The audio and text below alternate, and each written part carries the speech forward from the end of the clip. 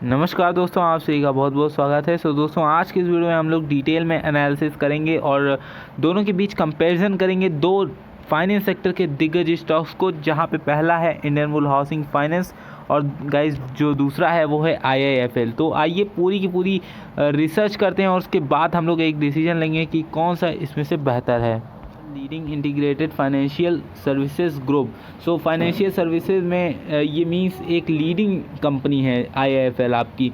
अगर आप यहाँ पे देखेंगे तो जो इनका बिजनेस है गाइस वो डाइवर्सिफाई किया गया है बहुत सारे छोटे छोटे बिजनेसेस में। अगर आप इनका देखेंगे एक ही पे ये डिपेंडेंट नहीं है, बहुत सारे इनके बिजनेसेस हैं चलते हैं। और अगर आप देखेंगे तो यहाँ पे जो मेनली है जो सबसे ज़्यादा है वो है दोस्तों नॉन बैंकिंग एरिया। और वहीं पे अगर आप आगे देखिए and housing finance, wealth asset management, broking, financial products distribution, investing, banking and institutionals. तो बेसिकली यहाँ पे आपको बहुत सारी वैरायटी आपको देखने को मिल रही है। तो ये एक प्लस पॉइंट आपका बनता है IIFL की तरफ से। अब दोस्तों IIFL का हम लोग जो है थोड़ी सी पहुंच देखेंगे कि कहाँ कहाँ पे ये अपनी सर्विसेज को मीन्स प्रोवाइड करते हैं, कहाँ कहाँ पे इनकी सर्विसेज हैं। तो पहला तो आपका इंडिया है और यहाँ पे अगर आप देखेंगे तो कनाडा भी आता है, यूनाइटेड स्टेट्स भी है, यूनाइटेड किंगडम भी है, स्विट्ज़रलैंड है, सिंगापुर है, हांगकॉन्ग है, मॉरिशस है, UAE है। तो बहुत सारी कंट्रीज़ आपको यहाँ पे देखने को मिलेगी जो कि दोस्तों अब आइए बात करते हैं इंडियन बुल हाउसिंग फाइनेंस को भी देखते हैं। तो अगर आप यहाँ पे देखेंगे Indian bull housing finance limited is a mortgage lender. तो बेसिकली आपको मॉर्टगेज की मीनिंग में बता देना चाहता हूँ। ये दोस्तों मॉर्टगेज का यहाँ पे जो टर्म है वो बेसिकली एज ए लोन के पर्सपेक्टिव से है। जब आप लोन लेने जाते हैं तो कोई असिस्ट आप जो भी आप कर्ज में मीन्स गिरवी रखते हैं उसी को एज ए मॉर्टगेज बोला जाता है। तो यहाँ पे वही बात हुई जैसे कि आपकी मॉर्टगेज के अंदर कोई भी प्रॉपर्टी आ जाएगी, जैसे कि घर, ज़मीन या फिर कुछ भी जो भी आप एज ए प्लेस दे सकें। हेडक्वार्टर इसका गुरुग्राम हरियाणा इंडिया में है। और यहाँ पे अगर आप देखिए तो यहाँ पे India second largest housing finance company है गाइस, जो कि रेगुलेट की जाती है नेशनल हाउसिंग बैंक से। और यहाँ पे कुछ ऐसी चीज़ बातें नहीं है।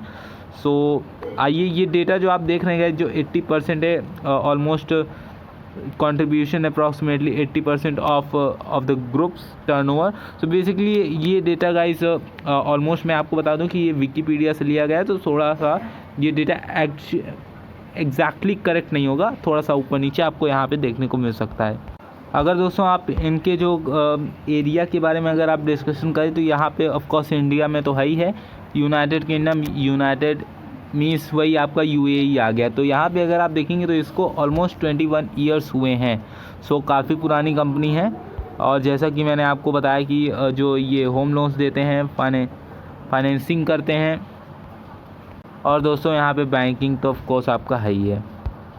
अब दोस्तों आइए कुछ फैक्ट और फिगर के बारे में हम लोग डिस्कशन कर लेते हैं।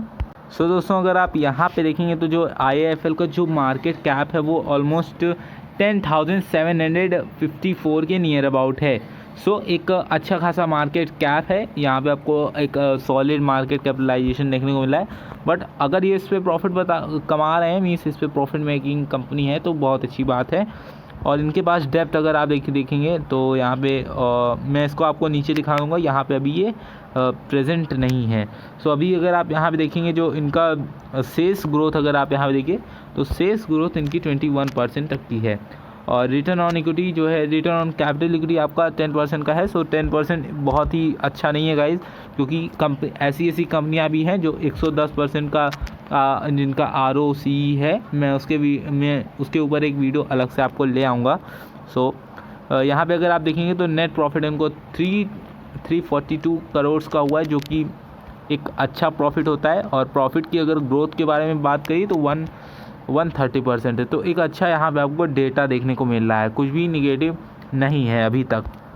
अगर दोस्तों हम लोग Indian bull housing finance limited के बारे में अगर डिस्कशन करें तो यहाँ पे इसका मार्केट कैप उससे भी ज़्यादा है। और अगर आप देखेंगे तो ऑलमोस्ट 13,116 करोड़ का यहाँ पे मार्केट कैप है, जो कि बहुत हाई लेवल का मार्केट कैपिटलाइजेशन है। और वहीं अगर हम लोग थोड़ा सा नीचे स्क्रॉल डाउन करें तो आपको देखने को मिलेगा कि इनके सेल्स ग्रोथ में ऑलमोस्ट माइनस का चल रहा है। और रिटर्न ऑन कैपिटल इक्विटी अगर आप देखेंगे तो 9.25 का है। ये गाइस एग्जैक्टली IIFL के नियर अबाउट में है, तो इसको हम लोग बहुत ज़्यादा प्रेफरेंस नहीं देंगे। वहीं अगर आप देखेंगे तो जो इनका प्रॉफिट ग्रोथ है वो ऑलमोस्ट 51% तक का है, मीन्स माइनस में है, ये बात आप देखिएगा।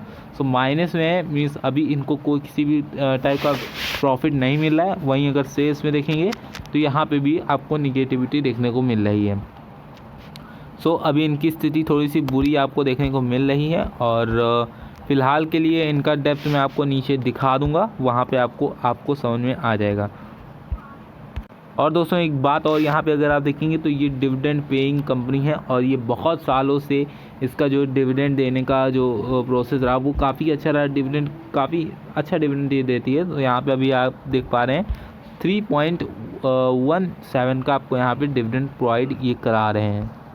अगर दोस्तों हम लोग इंडियन बुल हाउसिंग का जो IB का अगर हम लोग जो है जो फाइनेंशियल ट्रेंड अगर देखें कि पहले सालों में कैसा इसने परफॉर्मेंस किया है, तो आप देखेंगे कि यहाँ पे इसका प्रॉफिट जो है वो हर साल में जितने भी ईयर्स हैं आपको यहाँ पे सीधा एक नोज ड्राइव जैसा फॉल देखने को मिल रहा है। हर साल कुछ ना कुछ डिक्लाइनमेंट देखने को मिला है।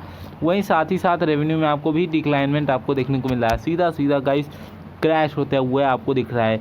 हालांकि मार्केट अगर आप देखेंगे तो निफ्टी कहाँ पहुंच गया, बैंक निफ्टी आपका कहाँ चल रहा है, ऑल टाइम हाई के नियर अबाउट में है, बट वहाँ पे ये स्टॉक मैच नहीं किया गाइस। ये स्टॉक, इसका मतलब साफ साफ है कि यहाँ पे ऐसा कुछ तो वीकनेस यहाँ पे रिप्रेजेंट कर रहा है ये स्टॉक, जो कि इसको आगे जाके इम्पैक्ट कर सकती है। बट कोई बात नहीं, अभी तक हम लोग इसकी रिसर्च करें और इसको कंटिन्यू करते हैं और देखते हैं कि IIFL का कैसा ट्रेंड है। दोस्तों अगर आप यहाँ पे IIFL का देखेंगे, IIFL का अगर आप यहाँ देखेंगे तो बेसिकली यहाँ पे आपको देखने को मिलेगा जो आपका जो IIFL का फाइनेंशियल ट्रेंड है वो बेसिकली आपका जो 2018 से अगर आप देखेंगे तो यहाँ पे 2020 तक यहाँ पे जो है डाउनसाइड की जर्नी थी। बट यहाँ पे एग्जैक्टली अभी के टाइम अगर आप देखिए जो जंप देखने को मिला है प्रॉफिट में 0.50 से आपको जंप देखने को मिला है 0.76 तक का। तो ये एक अच्छा जंप है, क्योंकि ऑलमोस्ट 20 पॉइंट्स का गाइज यहाँ पे अगर आप देखेंगे तो ये सारी की सारी वैल्यूज़ जो है थाउजेंड्स करोड्स में है। तो इसको आप छोटा मत समझिए। और यहाँ पे अगर आप देखेंगे तो रेवेन्यू में भी इनका इंक्रीजमेंट देखने को मिला है। सो अगर हम लोग IIFL और इंडियन बुल हाउसिंग का ये फाइनेंशियल ट्रेंड अगर कंपेयर करें तो यहाँ पे मुझे जो है IIFL का ज़्यादा यहाँ पे अच्छा दिख रहा है जो इसका फाइनेंशियल ट्रेंड है।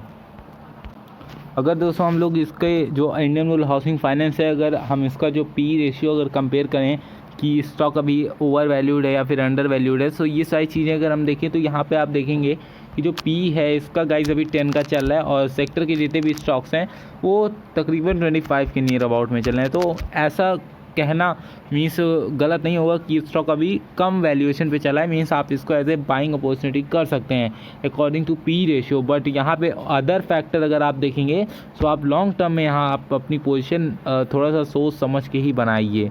और वहीं अगर हम लोग डिविडेंड के बारे में पहले ही ऑलरेडी डिस्कशन कर चुके हैं, सो अब हम देखते हैं कि IIFL का कितना का P चल रहा है। दोस्तों अगर हम लोग यहाँ पे IIFL के बारे में अगर P इसका चेक करें तो यहाँ पे आप देखेंगे 14 का चल रहा है। वहीं सेक्टर का P जो है 25 का, जैसा कि आपको मैंने बता दिया इंडियन बुल हाउसिंग में भी सेक्टर का P और मीन सेम चलते हैं सेक्टर के भी। और यहाँ पे अगर देखेंगे तो ये भी स्टॉक जो है ओवर वैल्यूड नहीं है, एज ए बाइंग अपॉर्चुनिटी पे आप इसको एज ए देख सकते हैं। सो वहीं डिविडेंड यील्ड के बारे में अगर बात करें तो यहाँ पे 1% तक की है, वहाँ पे आपको इंडियन बुल हाउसिंग में 3% को देखने को मिल रहा था। तो गाइस 3% अगर आपको डिविडेंड चाहिए तो आप इंडियन बुल हाउसिंग को प्रेफरेंस दे सकते हैं। अगर दोस्तों हम लोग इनके प्रमोटर जो आपका इंडियन बुल हाउसिंग फाइनेंस अगर उनके FIIs का देखेंगे तो 33% तक की होल्डिंग है, जो कि गाइस अच्छी खासी होल्डिंग है, क्योंकि आपको बेसिकली FIIs की होल्डिंग ज़्यादा देखने को नहीं मिलती, बट यहाँ पे आपको देखने को मिल रहा है। पब्लिक के पास 31% तक की है। प्रमोटर्स यहाँ पे कुछ बहुत ज़्यादा इंपॉर्टेंट रोल नहीं प्ले कर रहे हैं, और DIS के पास 12% तक की होल्डिंग है।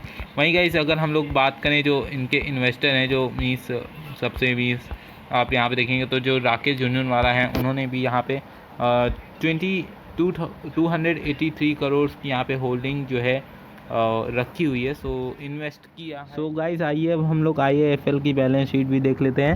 सो अभी अगर आप यहाँ पे देखेंगे तो जो इनकी बोरोइंग्स है ये गाइस कॉन्टीन्यूसली हर ईयर में आपको जो है इंक्रीजमेंट होने का आपको देखने को मिलेगा। ऑलमोस्ट अभी ये चल रहा है, कितनी की बोरोइंग है, 28,000 की बोरोइंग यहाँ पे आपको देखने को मिल रही है। तो ये बहुत बड़े नंबर्स होते हैं और जिस हिसाब से इनका ROC है आपका रिटर्न ऑन कैपिटल इक्विटी, वो दोस्तों बहुत ही कम है, क्योंकि अगर इतना पैसा अगर ये आ रहा है तो ये दोस्तों उतने अच्छे से आपके पैसे को जो है यूटिलाइज़ नहीं कर रहे हैं। तो ये सारी चीज़ें आपका रिटर्न ऑन कैपिटल इक्विटी में रिप्रेजेंट करता है। वहीं अगर हम लोग बात करें तो इनके जो शेयर होल्डिंग पैटर्न है वो पब्लिक के पास सबसे ज़्यादा है। मीन्स आपको स्पेकुलेशन इसमें इस स्टॉक में आपको रेगुलर बेसिस के ऊपर देखने को मिल सकता है। और वहीं प्रमोटर्स के बारे में डिस्कशन करें तो 24% तक की होल्डिंग है। FII जो है इंटरेस्टेड है, 21% तक की होल्डिंग है। बेसिकली गाइस मैं बताऊं तो जो आपके फॉरेन इंस्टीट्यूशंस हैं ये बेसिकली जो है इनका फाइनेंशियल सेक्टर से पता नहीं कैसा ऐसा मीन्स ज़्यादा लगाव हो गया है, कुछ ज़्यादा ही लगाव हो गया है। इसीलिए यहाँ पे आपको सबसे ज़्यादा जो है फाइनेंस सेक्टर में हर ऐसे जितने भी फाइनेंस सेक्टर के स्टॉक्स हैं उसमें FIIs ज़रूर इन्वॉल्व रहेंगे। और दोस्तों जो इनके अच्छे खासे जो होल्डर हैं, जो इन्वेस्टर हैं, वो दोस्तों यहाँ पे सतपाल खट्टर हैं जिनकी होल्डिंग 147 करोड़ के नियर अबाउट है गाइस। सो बहुत बड़े नंबर्स होते हैं। बट वहीं अगर आप राकेश झुंझुनवाला को देखेंगे तो वहाँ पे उन्होंने काफ़ी अच्छी इन्वेस्टमेंट की है, ऑलमोस्ट डबल इनका किया हुआ है, नियर टू डबल है। ये हम लोग कंक्लूजन कर लेते हैं। तो यहाँ पे अगर आप देखेंगे तो जो इंडियन बुल हाउसिंग फाइनेंस है इसमें बेसिकली आपको कुछ चीज़ें ही देखने को अच्छी मिलेंगी। यहाँ पे बेसिकली आपको डिविडेंड यील्ड देखने को अच्छा मिल रहा है। और यहाँ पे अगर आप देखेंगे तो इनके जो मार्केट कैप है ये IIFL से थोड़ा सा ज़्यादा है, मीन्स आपको 3,000 करोड़ का यहाँ पे फ़र्क आपको देखने को मिल रहा है। वहीं रिटर्न ऑन कैपिटल इक्विटी के बारे में बात करें तो वहीं जो आपका इंडियन बुल हाउसिंग फाइनेंस है ये थोड़ा सा लटका हुआ नज़र आ रहा है। और वहीं अगर आप जो देखेंगे जो प्रॉफिट ग्रोथ है, जो आपको प्रॉफिट है वो माइनस में चला है इंडियन बुल हाउसिंग फाइनेंस में। सो ये सारी निगेटिव इम्पैक्ट जो है मैं आपको इसलिए हाईलाइट कर रहा हूँ क्योंकि आपको डिसीज़न लेने में जो है थोड़ा सा आसान हो जाए। सो आप समझ गए होंगे कि कौन सा इनमें से बेहतर है। ऑलमोस्ट अगर मैं यहाँ पे अगर कहना चाहूँगा सो आप जो है IIFL को एज ए लॉन्ग टर्म में जा सकते हैं। अगर आप चाहते हैं कि मैं 2 साल या 3 साल होल्ड करना चाहता हूँ अभी लेके, तो आप कर सकते हैं IIFL में इन्वेस्टमेंट।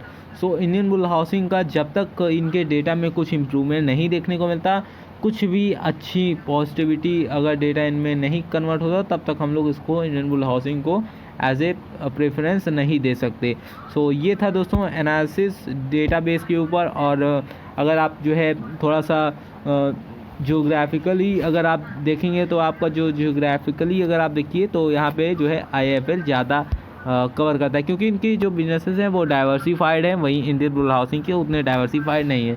सिर्फ ये दोस्तों एक टाइटल लिया हुआ है जिसका जो सेकेंड हाउसिंग कंपनी है, मीन्स फाइनेंस में सेकेंड मोस्ट जो सबसे ज़्यादा चलती है वो है हाउसिंग कंपनीज़ में से एक।